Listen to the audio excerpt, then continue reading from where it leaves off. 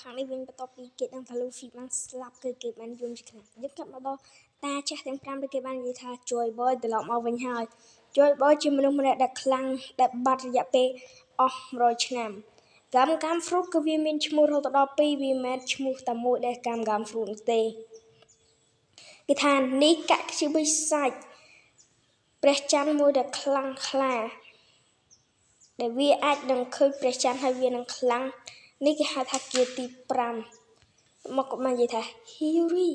តើនាងនៅរស់មែនទេ Orochi ថាអស់រយៈពេលប្រហែលឆ្នាំនេះ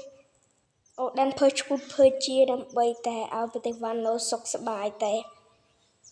ត្រូវបាន Orochi គឺក្បត់មិនព្រមឲ្យអូដែនកាន់កាប់វិញទេធ្វើពេលនោះគឺមានដង្កូវមួយ Orochi ពិជាដង្កូវនោះឲ្យទៅសម្លាប់ Hiyori តែដង្កូវនោះវាអត់បានទៅសម្លាប់ Hiyori ទេវាបែរជាមកសម្លាប់គាត់ទៅវិញដុតច្រាវឆេះកាត់មកដល់ខាងនេះនេះកាក់ Luffy គឺគាត់លុតកឆេងកឆាងព្រោះនៅក្នុងទម្រង់មួយនេះគាត់អាចកាត់អ្វីធ្វើឲ្យកន្លែងនោះខ្លះជាកៅស៊ូបានគឺគាត់សប្បាយជាខ្លាំងតែងាកមក Kaido វិញគឺគាត់បានធ្វើការអុកលុកប្រជាពលរដ្ឋតែត្រូវបាន Luffy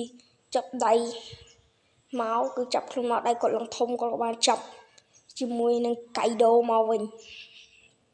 ទៅមកថាតើនេះគឺជាអ្នកណាហេតុអ្វីក៏វាមានពណ៌សដូចនេះ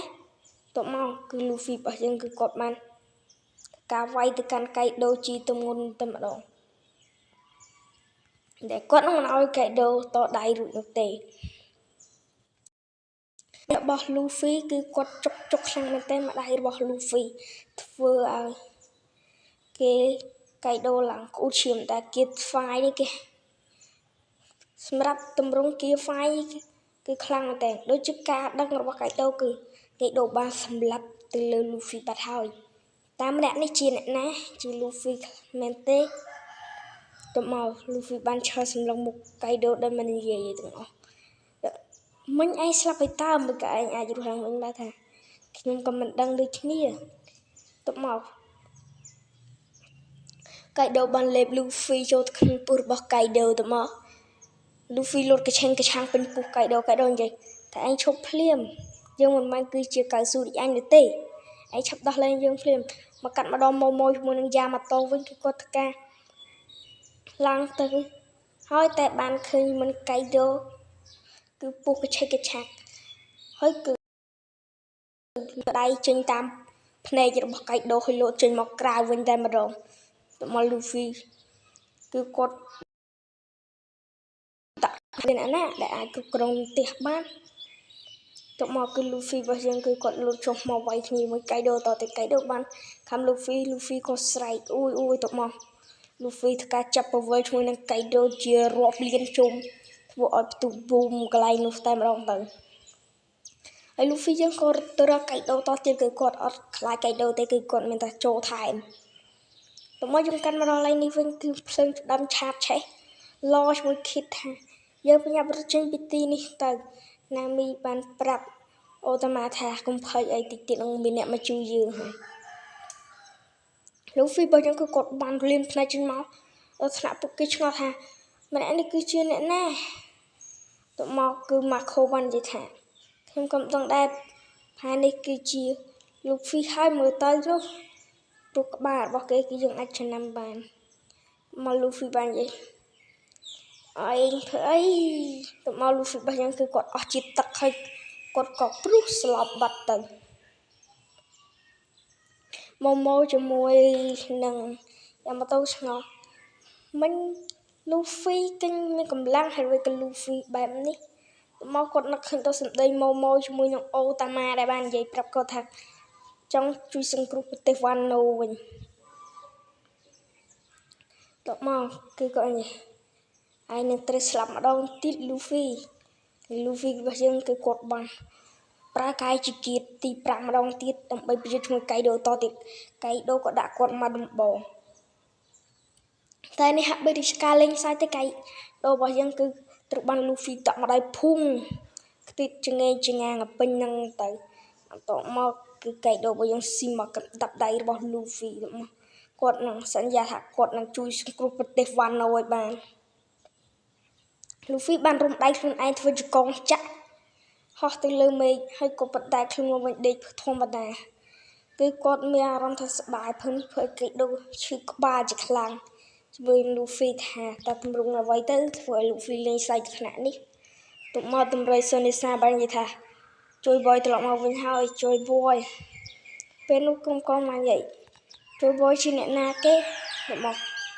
លូហ្វីបាននិយាយខ្ញុំគឺជា Monkey D. Luffy អនាគតស្ដេចចោលសមុទ្រខ្ញុំអត់ថាឯងជាអនាគតស្ដេចចោលសមុទ្រអត់ទេឯងមិនអាចជាស្ដេចចោលសមុទ្របានទេយើងនេះទេទើបអត់ខ្លាចជាស្ដេចចោលសមុទ្រធ្វើឲ្យ Luffy សើចជាខ្លាំងមក Luffy បាននិយាយបើខ្លាំងឯងចូលមកកៃដូរបស់យើងគឺគាត់មិនចាញ់ចិត្តទេគឺគាត់ហក់ចូលទៅដាក់សັບដាក់ស្គីទី5តែម្ដងទៅគាត់ដាក់ផ្លាប់តែត្រូវបាន Luffy កិច្ចទៅមកគឺ Luffy របស់ខ្ញុំគាត់ធ្វើការ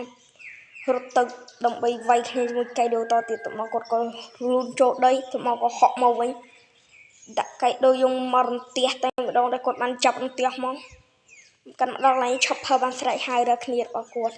ឈប់ផើថាណាមីពួកគេបានឃើញណាមី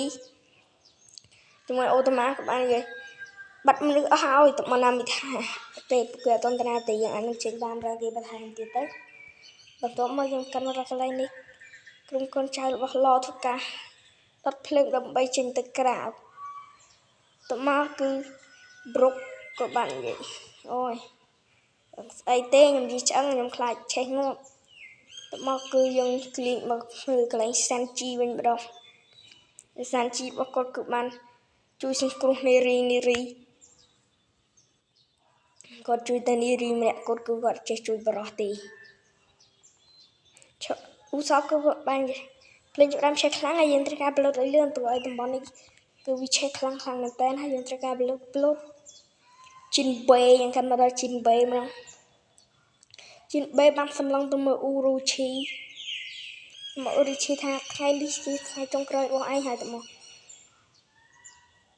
គាត់បានប្រើក្បាច់ទឹកដើម្បីខ្ញុំច្រឡំមិនអ៊ូរូឈីទេទៅមកគាត់បានប្រើក្បាច់ទឹករបស់គាត់ដែលរៀនពីម្រៃសូនេសាបានបាញ់ទឹកហើយប្រាប់ឲ្យជីនបេរុញទឹកនោះទៅជាន់នីមួយដើម្បីពលុតភ្លើងទាំងអស់តែម្ដងកុំទុកសំបីតាមមួយដំណក់ហើយសម្រាប់នៅក្នុងភាគនេះត្រូវបានបញ្ចប់គ្នាយើងកុំភ្លេចរងចាំទស្សនានៅភាគបន្តពីខ្ញុំបាទ Black Anime ជូនពរឲ្យគ្នាយើងសុខភាពល្អនិងរស់ទទួលពីមានបានពីខ្ញុំ Black